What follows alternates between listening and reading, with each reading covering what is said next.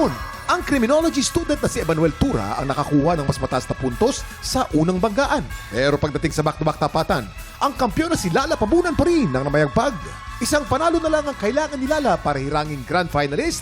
Mapabilib na kaya ang ating inampalan? Singer-songwriter, the R&B crooner Dari Long, concert stage performer and Queendom diva Jessica Villarubin, multi-platinum artist and OPM hitmaker Renz Verano.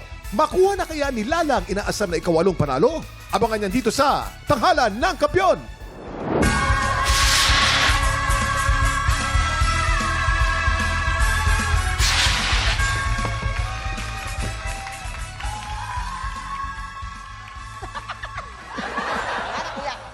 Alam mo, mamahang exciting tong araw na to. Oo.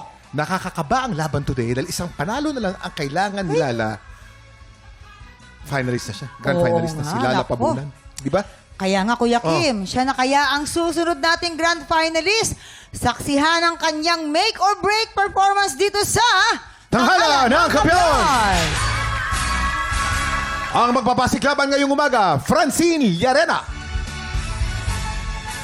Noni de la Sala. Silang sasabak sa unang banggaan. Natutunan ko po yung buhay na hindi naman paunahan. Meron tayong sari-sariling oras. Noong 2022 po, na-stroke po yung papa ko. Dumating po yung time na kailangan ko na pong huminto ng pag-aaral ko dahil hindi na po talaga kasya yung budget. Naiintindihan ko po na kailangan ako muna yung mag-sacrifice para sa pamilya ko. Nagkaroon po ng barangay contest sa lugar namin and nanalo po ako doon ng champion. Yung pera pong napanalunan ko na yun, ginamit ko po yun para sa panggamot niya. Para sa inyo po to, para mapagamot na kita. Ako si Francine Llarena from Quezon City, 20 years old.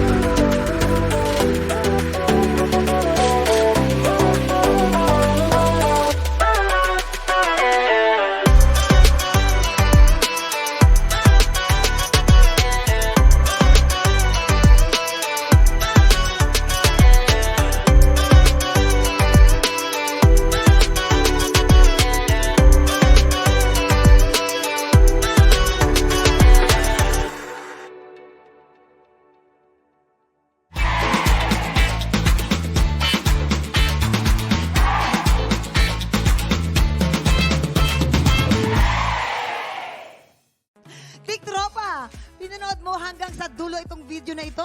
Abay, very good ka!